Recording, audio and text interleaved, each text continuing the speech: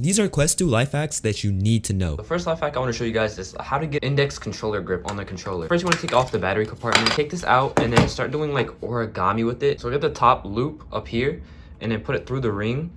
Once you put it through the ring, you get this, and then you stick it through the little loop.